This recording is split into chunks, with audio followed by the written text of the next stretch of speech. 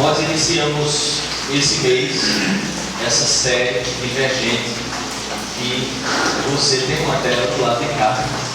Eu por um instante pensei, eles não vão poder acompanhar de cá, né? Mas vão, graças a Deus. Nós iniciamos nesse mês o início dessa série aí e hoje nós estamos finalizando ela. Trabalhamos cada um desses símbolos aí, aonde no livro e no filme eles trabalharam. Então a gente viu sobre a amizade, vimos sobre a audácia, a abnegação, me ajudem? Amizade para o outro, abnegação, audácia, franqueza, isso, franqueza. E hoje nós vamos pensar um pouco sobre a erudição. Alguém caiu aí? Se não for uma queda. Certo? A erudição. No texto do livro e no filme, eles trabalharam algumas frases da qual nessa facção aí que o filme e o livro trabalham, eu separei uma que descreve essa facção da erudição dessa forma: o conhecimento é a única solução lógica para o conflito. A inteligência deve ser usada para o benefício da sociedade. Dentro da lógica que eles trabalham no livro e no filme, eles trazem essa ideia da erudição, do conhecimento como o único caminho para resolver os conflitos, as guerras do mundo, tentando ressaltar o que é o pensamento da época, mas também trazendo uma ideia um pouco mais crítica sobre esse mesmo pensamento. Então, o livro e o filme trabalham essa ideia sobre essa facção da erudição e que através da lógica, do conhecimento, do entendimento humano, da ciência, só através disso é que nós teríamos a resolução para todos os nossos conflitos. Mas há, no entanto, uma outra frase que o livro traz, que é denunciando exatamente essa incapacidade humana para resolver os seus próprios conflitos.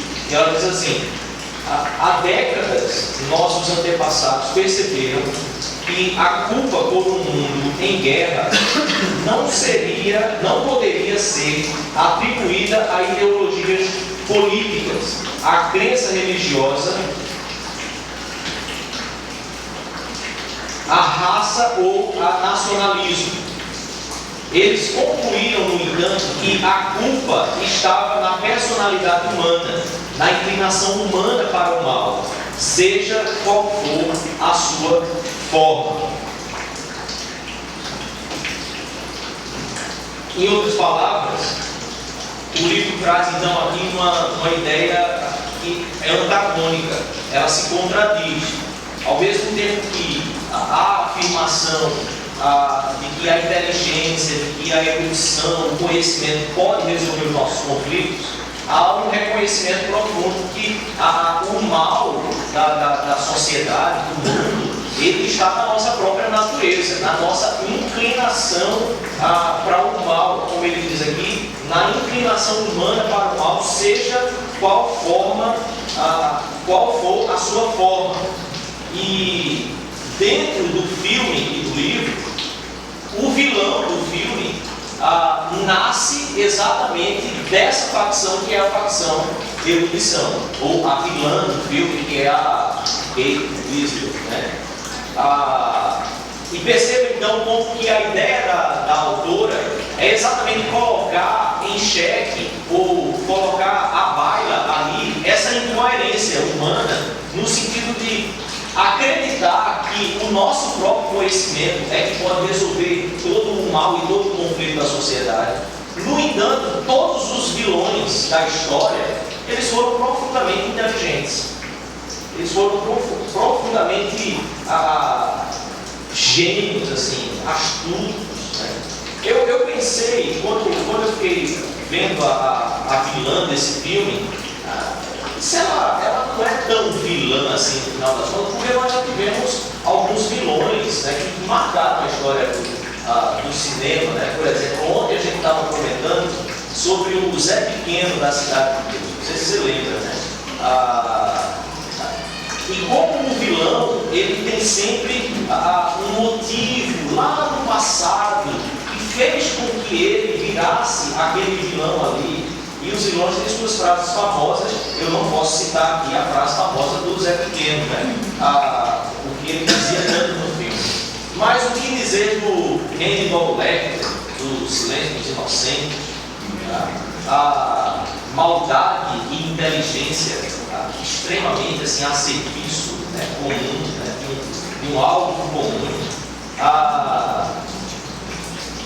Me interessei recentemente a ver sobre o Darth Vader, porque eu fui a uma festa de aniversário com meu filho e o tema da festa era Star Wars. E aí eu conversei muito com o pai do aniversariante, mas foi impressionante assim, como ele descreveu o filme, a saga, toda aquela série, e trazendo a verdadeira face, né, ou faceta do Darth Vader, quando mostra que ele no passado não era uma pessoa tão má assim, mas que se tornou um vilão, e que no fim das contas, lá no decorrer da série, se percebe, se descobre, na verdade se revela que ele é o pai do branco lá, né? Luke Skywalker, nossa, é porque eu não assisto a série, então esses montes ficam difíceis para mim. Perceba, sempre os vilões dos cinemas, eles são pessoas muito inteligentes. Mas os vilões da história também foram pessoas inteligentes. Foram pessoas assim, sagazes, pessoas que o cérebro, a sua inteligência funcionou de maneira assim espetacular. Não há como dizer que Hitler não era um camarada de uma mente extremamente elevada, de uma inteligência elevadíssima. Então é legal perceber que no final das contas, para a humanidade, a inteligência demais sempre conduziu aqui e acolá muitos à loucura, a coisas assim absurdas, a praticarem coisas absurdas. Mas no final das contas, o que ainda fica como um conceito muito marcado para a gente, e vira e mexe a gente se pega vivendo ou se movendo com essa ideia, é que o ser humano é um tanto quanto bom por natureza. Que o ser humano é legal, assim, religiões, filosofias humanas, no mundo inteiro, exceto o cristianismo, bem sustentado que o homem é basicamente um bem, um bom, que precisa ser aperfeiçoado. E a ideia então é que é nata essa bondade humana. John Locke acreditava que o homem nascia de com uma louça em branco, né? Aquela famosa ideia da tábua rasa, em que você precisa apenas ser construído ou escrito. O que dizer de Rousseau, que uma das ideias mais, talvez, que marcou o Ocidente, é que o homem nasce bom e a sociedade é que o corrompe. Basicamente, a mentalidade brasileira ela caminha dentro dessa direção. A culpa, todo vilão nessa nossa sociedade é porque ele já vive num contexto em que não é bom, num contexto conturbado, deturpado, corrompido, então por isso é que ele pratica tal coisa. Vira e mexe, a gente vê nos jornais alguns camaradinhas que, mesmo morando na favela, morando no morro, estudou, cresceu, foi lá, e aí alguém na vida. E aí a ideia é que a grande mídia pega essas exceções e torna uma regra, no final das contas, apenas para confundir a nossa cabeça. E a gente fica no meio do caminho a se perguntar como é que a gente consegue ainda acreditar que a humanidade seja tão suficiente na sua ciência, no seu raciocínio, na sua sabedoria, para encontrar os seus próprios caminhos. E muitas vezes a gente pensa assim, sabe? A sociedade, o mundo pensa assim, mas o nosso pensamento, via de regra, ele vive a caminhar por essa direção também, porque constantemente nós estamos tentando viver uma vida a partir do nosso próprio raciocínio, a partir da nossa própria sabedoria, da nossa própria inteligência. A gente vai tentando tomar decisões, construir caminhos na nossa vida que são simplesmente raciocínios humanos, lógicas, construções lógicas que nós vamos construindo na nossa mente. Contudo, apenas através da revelação de Deus, como encontrada na Bíblia, é que traz uma visão diferente a respeito dessa percepção do conhecimento, da erudição, do raciocínio humano, da inteligência humana. Efésios capítulo 2, versículo 1 e 3, ou A3, vai trazer para a gente alguma luz sobre esse assunto. Vocês estavam mortos em suas transgressões e pecados, nos quais costumavam viver quando seguiam a presente ordem deste mundo e o príncipe do poder do ar, o espírito que agora está atuando nos que vivem na desobediência. Versículo 3: anteriormente todos nós também vivíamos entre eles, satisfazendo as vontades da nossa carne, seguindo os seus desejos e pensamentos. Como os outros, éramos também, por natureza, merecedores da ira de Deus. Agora nós temos um texto da palavra de Deus para nos guiar e nos direcionar em direção ao que Deus realmente quer que entendamos e enxerguemos em relação ao à nossa própria mente, o nosso próprio conhecimento, as nossas próprias ciências e capacidades. Eu quero orar com você agora. Quero que você feche os olhos e quero clamar ao Senhor, pedir a Deus que Ele nos conduza na direção da Sua palavra, na iluminação da Sua palavra.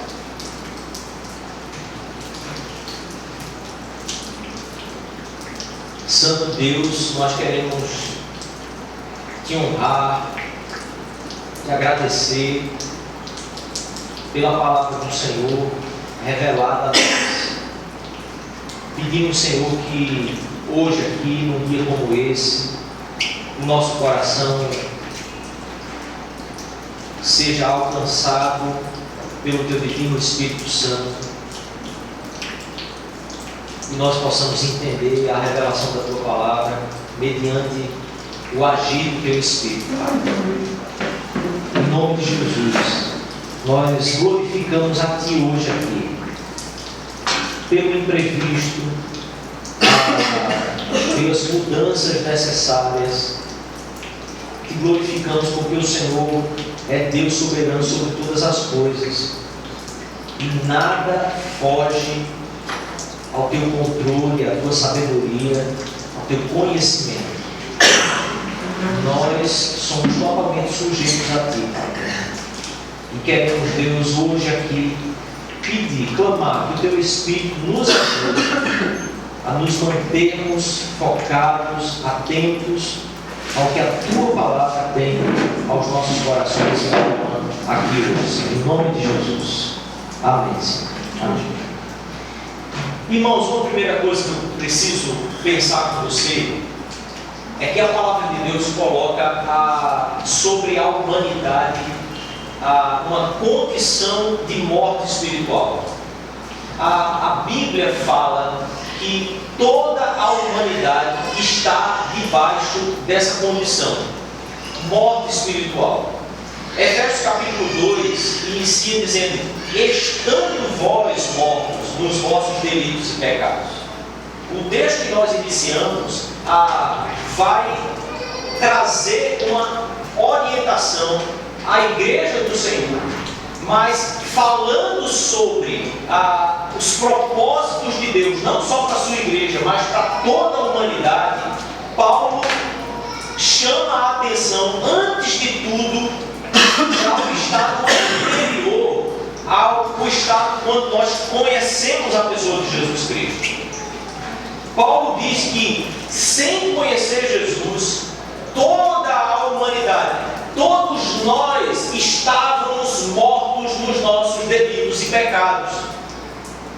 Imagine então comigo que, diante do Deus, Criador de todas as coisas, que deu propósito e sentido a tudo isso que nós vivemos aqui nesse mundo, quando a nossa inteligência tenta criar ou alcançar mecanismos que tragam a ordem, a paz para a nossa vida interior, mas não só para a nossa vida interior, para todo o mundo que nos cerca, estando em um estado de morte espiritual, ou seja, distanciamento de Deus, de não conhecimento de Deus, e muito mais além disso, de incapacidade de buscar a Deus, de querer Deus. Por quê? Porque simplesmente está morto. Quando o estado da humanidade é descrito pela palavra, pela revelação de Deus, como um estado de morte espiritual, não há absolutamente nenhum raciocínio humano, não há nada que possa de fato trazer a toda essa nossa existência o equilíbrio, a paz necessária que nós tanto almejamos. Qualquer conhecimento que possamos alcançar, por mais elevado que ele seja, não nos tira do estado de morte espiritual, de distanciamento de Deus, de incapacidade de entender, de perceber, de captar os reais propósitos de Deus para a nossa vida, para a vida da humanidade. Salmo capítulo 51 diz assim: eu nasci na iniquidade e em pecado me concebeu minha mãe. Salmo 58: desviam-se os ímpios desde a sua concepção, nascem e já se desencaminham proferindo mentiras.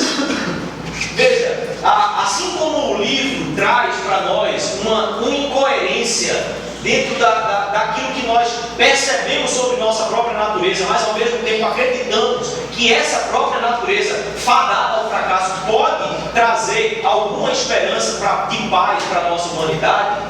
A palavra de Deus mostra que nós somos concebidos na iniquidade. Quem de nós nunca mentiu? Quem de nós nunca viu uma criança, por menor que seja, basta aprender a falar, aprendeu a dizer algumas coisas, nós já descobrimos que elas mentem, elas proferem mentira. Quem é pai sabe disso. É impressionante. Então perceba a nossa incoerência. Nós preferimos continuar acreditando que não nascemos na iniquidade. Não, a humanidade é boa. Nós temos virtudes natas em nós. Mesmo que a palavra de Deus nos revele e nos mostre que, por mais boas ações que possamos praticar, o nosso estado sem Jesus é um estado de morte espiritual, de total distanciamento de Deus. e morrendo, morreremos cada vez mais. É assim que ele diz a Adão e Eva, ainda no Éden. Se vocês fizerem isso, morrendo, vocês chegarão ao fim, vocês morrerão plenamente.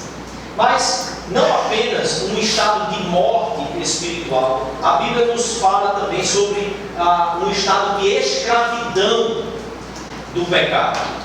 O que é isso?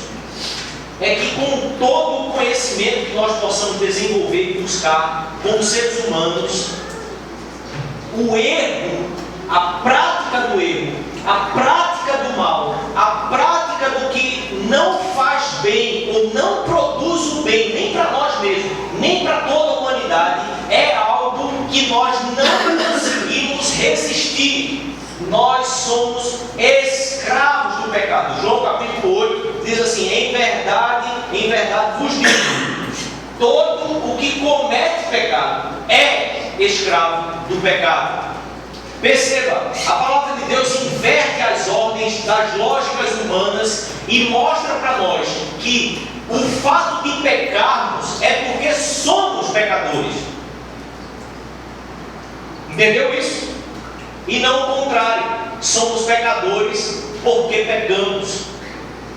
Essas são verdades básicas da revelação de Deus, mas que por vezes nós estamos deixando de lado, estamos nos esquecendo, estamos ignorando que de fato a prática de qualquer pecado, de qualquer maldade, por menor que ela seja, qualquer mentira, por menor que ela seja, ela só está ali para nos revelar que no final das contas, eu e você somos escravos do pecado, escravos da natureza pecaminosa que herdamos, e não temos força contra esse pecado, não temos força contra essa natureza. Efésios, o versículo 2, então, agora diz assim: nos quais andaste outrora, segundo o curso deste mundo, segundo o príncipe da potestade do ar. Deixa eu ler na versão ali. Nos quais andaste outrora, segundo o curso deste mundo, segundo o príncipe da potestade do ar, do espírito que agora atua nos filhos da desobediência.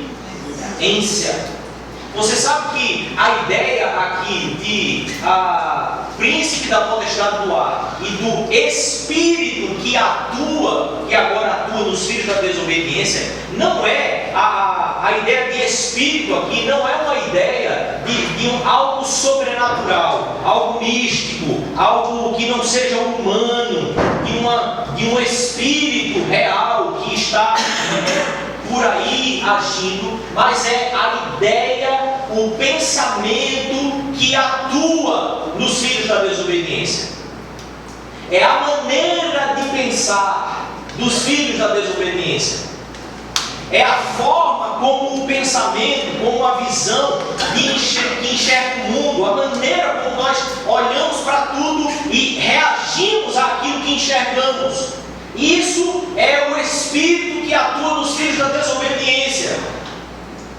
E nós vivemos em uma sociedade em que essas coisas são óbvias, elas estão aí. Há uma maneira de pensar hoje, não precisa de muito esforço. Antigamente nós precisaríamos de muito mais atenção para perceber qual era a linha de pensamento que o mundo estava seguindo. Mas hoje, com as mídias, com as redes sociais, você não precisa mais de esforço para sacar como é que as pessoas estão indo no pensamento delas. Basta um clique, basta uma noticiazinha e de repente está todo mundo seguindo a mesma vibe, a mesma onda. Esse é o Espírito. E essa é aquilo que a palavra de Deus traz para nós, de maneira que a gente possa perceber. Os filhos da desobediência, perceba, mortos nos delitos e pecados, escravos do pecado, filhos da desobediência. É assim que a Bíblia revela a humanidade, o ser humano, quando ele simplesmente não tem a Cristo quando ele simplesmente não foi iluminado pelo Espírito de Deus sobre a pessoa de Cristo. Então perceba, muitas vezes nós estamos acreditando em ideologias, nós queremos seguir a partidos políticos, a não partidos políticos, a movimentos que surgem como pseudo-messias que vão salvar a nossa sociedade, salvar a nossa cidade, porque no final das contas nós ainda temos resquícios de pensamentos que nos fazem acreditar que as ideias humanas, que os raciocínios humanos, que a coletividade humana, se ela se unir, ela vai gerar um futuro de muita paz e harmonia desse mundo. Só que o fato é, como mentes desobedientes, mentes que são filhas da desobediência, podem gerar algo que possa realmente trazer equilíbrio e paz para o mundo e para a alma de cada um de nós. Paulo, então, no versículo 3, nos revela que mais ainda, além do que isso, nós somos também objetos da ira de Deus. O ser humano, separado de Deus, escravo do pecado, morto nos seus delitos e pecados, é objeto da ira de Deus, entre os quais, versículo 13, ele diz: também todos nós andamos outrora, segundo as inclinações da carne, fazendo a vontade da carne e dos pensamentos, e aí ele conclui dizendo: e éramos por natureza filhos da ira, como também os demais. Filhos da ira. Você sabe o que é isso aqui? A palavra de Deus faz com que eu e você olhemos para essa humanidade e simplesmente abramos os nossos olhos.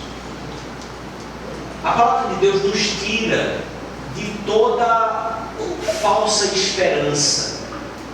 A palavra de Deus nos tira de toda ilusão que eu e você possamos vir a nutrir no coração, com algumas expectativas de que governos, homens inteligentes, pessoas, uma geração muito mais inteligente do que a geração passada surgirá, e então a sociedade, o mundo vai viver uma realidade muito diferente da que nós vivemos. A palavra de Deus faz com que tudo isso caia por terra. Sabe por quê? Por um simples motivo: porque toda a humanidade, no estado de morte espiritual, de escravidão do pecado, é alvo da ira de Deus por natureza.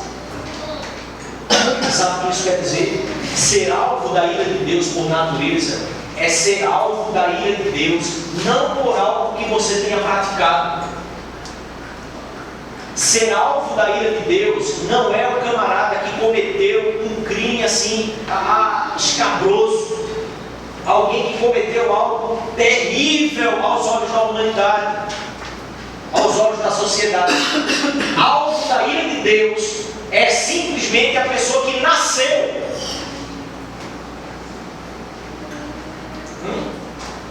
Como então Messias podem surgir na sociedade distanciados de Deus? Uma sociedade que, como nós lemos, que nasce, que é concebida em pecado. A humanidade é assim. Nós somos concebidos em pecado. E por sermos concebidos em pecado, somos alvos da ira de Deus. Por natureza, somos alvos da ira de Deus. Não há um sequer, não há um justo, não há quem busque Deus. É isso que Paulo nos revela quando escreve sua carta aos Romanos. Somos alvos da ira de Deus. Não buscamos a Ele. Nossa natureza não nos chama a buscar a Deus, querido. Mas nós somos tão influenciados pelos pensamentos filosóficos, religiosos, que passam a mão na nossa cabeça, sabe assim? Diz assim, não, querido, você precisa dar mais valor a você mesmo, você precisa acreditar mais no seu próprio potencial. A palavra de Deus faz totalmente o contrário. O cristianismo bíblico faz totalmente o contrário. Não acredite em você. Não acredite na sua capacidade ou na sua própria bondade. Ainda ontem eu fui sair com os amigos e procurando um lugar legal para a gente sentar, conversar. E aí falaram assim, sabe, vamos lá pelo Recife Antigo e tal. Eu disse assim, só, é o seguinte, quem não quer pecar, né, passa longe do abismo, eu nem conheço. Aí, semana que vem tá aí, pastor presbiteriano, né, é pé com céu.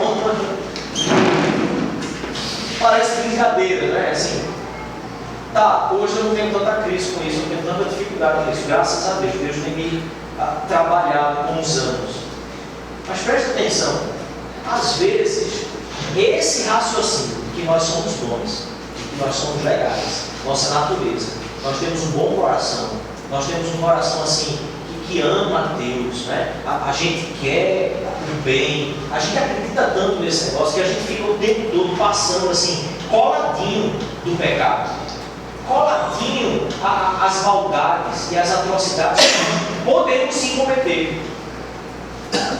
Vira e mexe, nós nos encontramos arriscando a nossa própria vida. Por quê?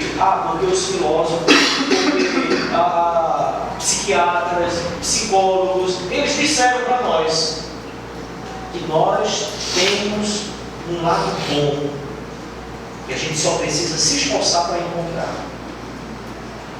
Quando a Bíblia diz que por mais lado bom que você tenha, você nasceu objeto da ira de Deus, escravo do pecado, naturalmente pecador. Não pense, querido, que a tendência humana é fazer o bem, por mais inteligente, sábio, por mais elevada que seja o estudo ou a erudição de quem quer que seja.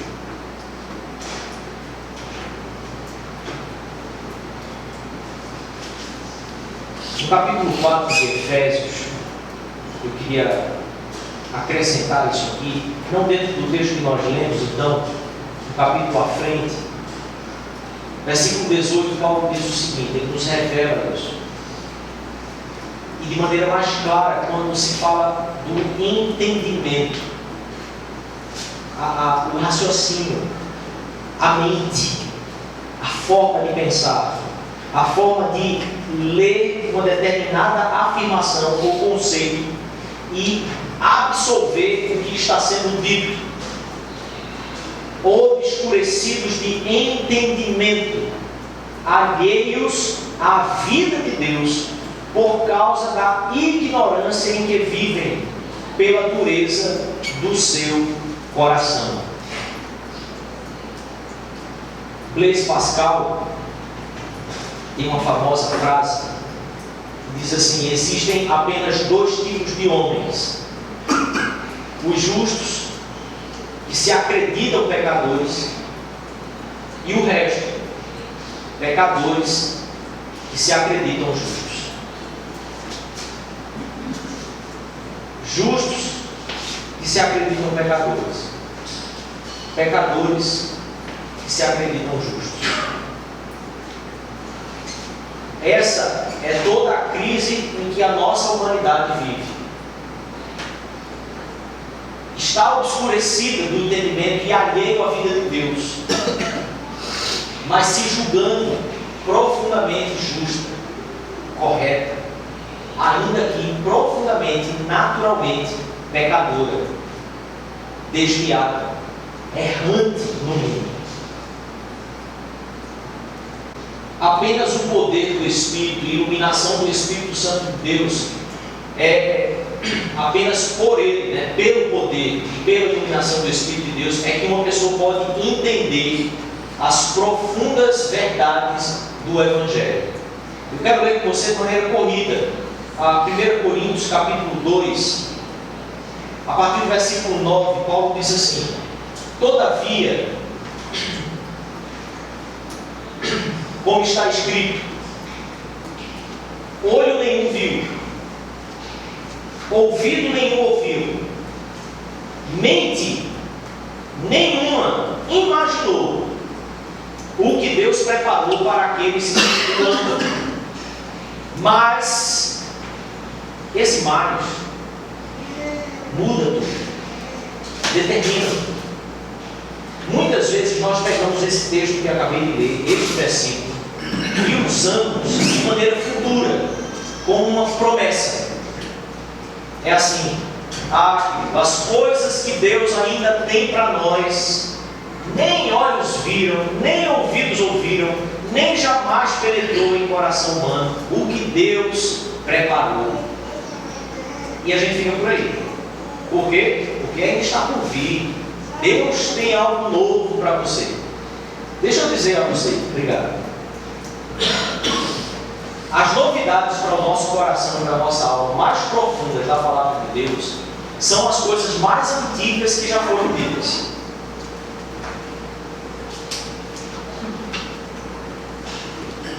Essas são as grandes novidades.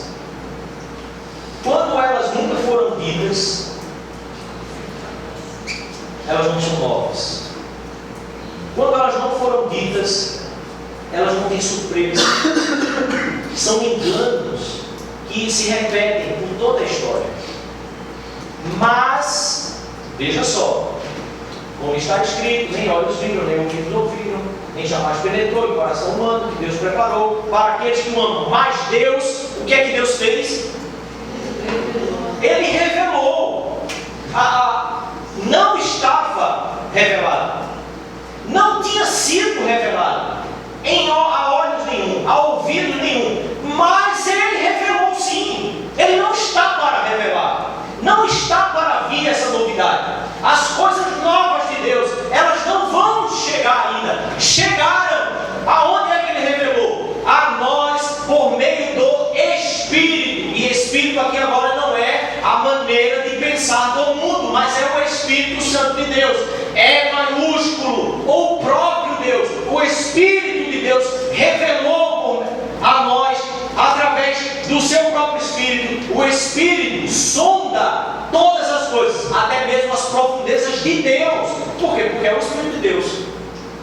Pois quem conhece os pensamentos do homem, a não ser o Espírito do homem que nele está? Quem conhece o seu pensamento, senão você mesmo? Ninguém conhece o que se passa na sua cabeça. Você sabe bem.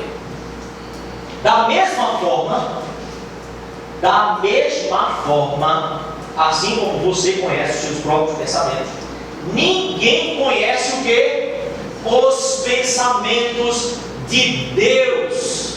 Ninguém conhece, a não ser o Espírito de Deus. A não ser o Espírito de Deus. Nós, porém, não recebemos o que? O Espírito do mundo. Nós não recebemos o Espírito do mundo, mas o Espírito procedente de Deus, para que entendamos raciocínio, mente, lógica, entendimento, para que entendamos as coisas que Deus nos tem dado gratuitamente. Delas também falamos, não com palavras ensinadas, porque pela sabedoria humana, não, mas com palavras ensinadas pelo Espírito de Deus, interpretando verdades espirituais para os que são espirituais. Quem não tem o Espírito de Deus não aceita as coisas que vêm do Espírito de Deus, pois lhe são loucura. Ora, quantos de nós não já ouvimos a palavra de Deus tantas vezes e pensamos assim: não, isso não tem nada a ver, isso é coisa de religião, isso é coisa de historinha da cara, isso é conto, isso é coisa da história passada, isso não se aplica hoje. Quem não tem o Espírito de Deus não consegue aceitar e entender, porque são loucura.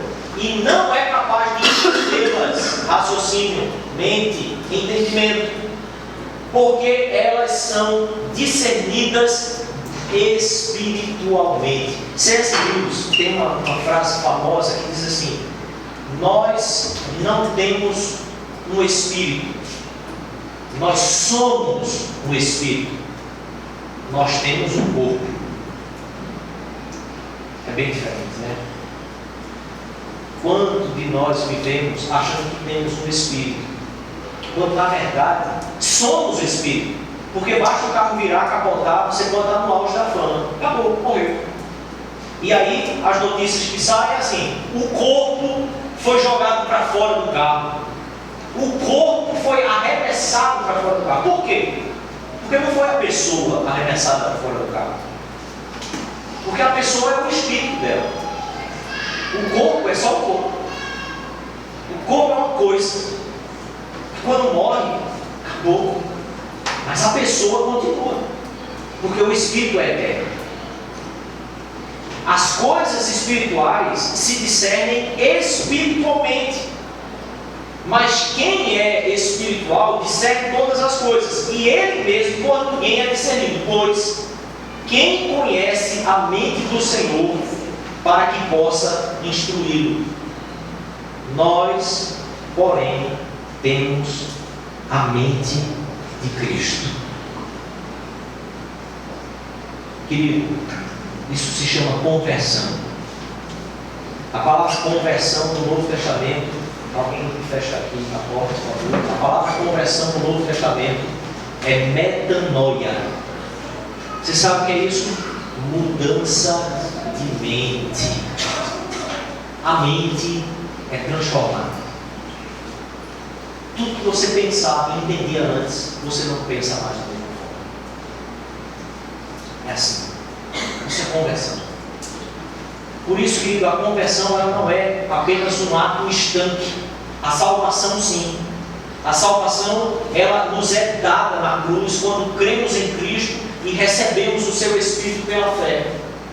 Mas a conversão, ela vai acontecendo todos os dias, quando a palavra de Deus, que é a revelação da vontade e da mente de Deus, para mim e para você, cada dia mais desenvolvemos e termos a mente de Cristo. Esse é o conhecimento que nos conduz à paz.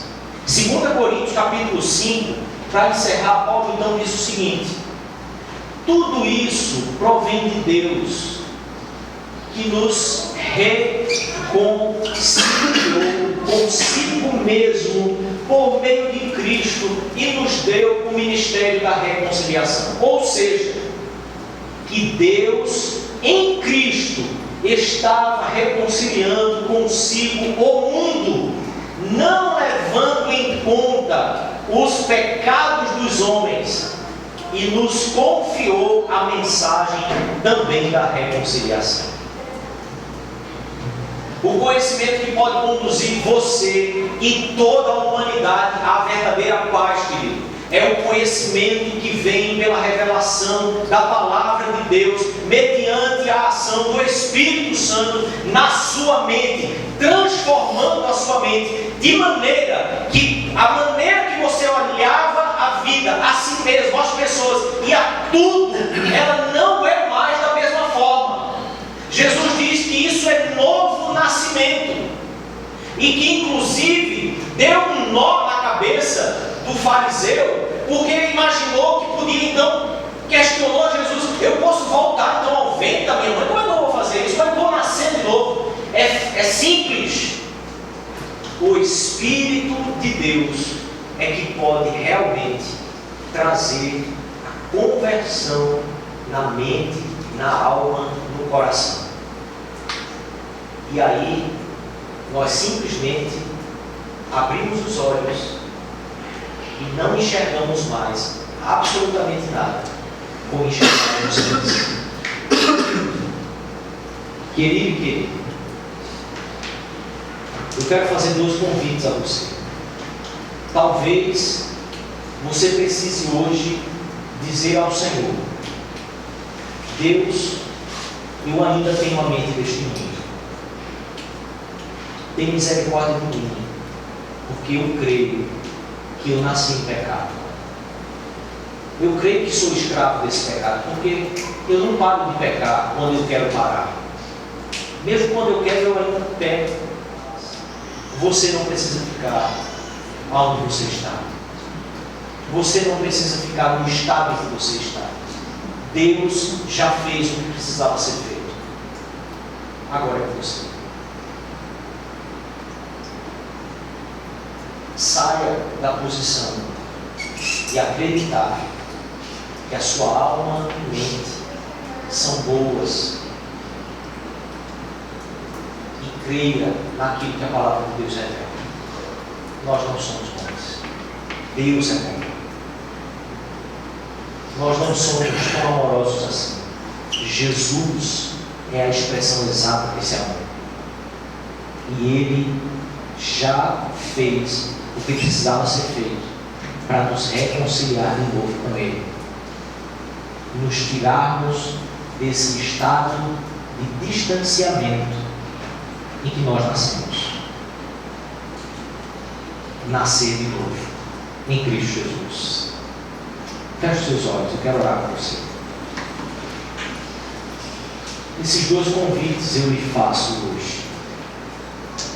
E talvez por algum tempo você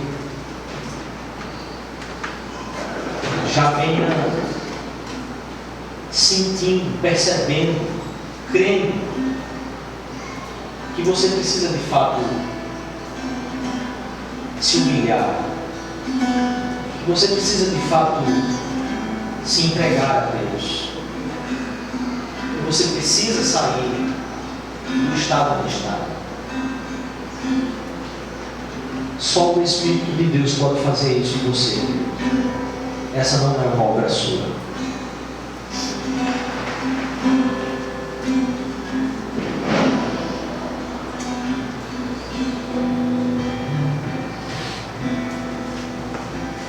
Santo Deus, puro, justo Deus, o Senhor derramou toda a sua ira sobre o teu próprio Filho, por amor ao teu povo.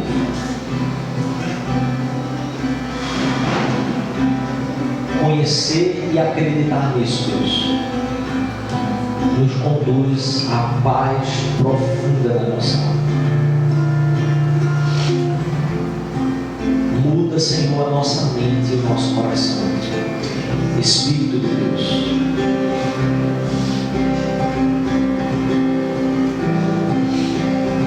que as falácias desse mundo, por mais elaboradas que sejam, as fábulas desse mundo, por mais bem contadas que sejam, que elas não nos afastem da verdade absoluta da Tua Palavra. Por todas as eras, por todos os séculos, a Tua Palavra é a verdade. E o Teu Espírito é que aplica ela ao nosso coração. Espírito de Deus, faça isso hoje aqui em nossos corações. Em nome de Jesus.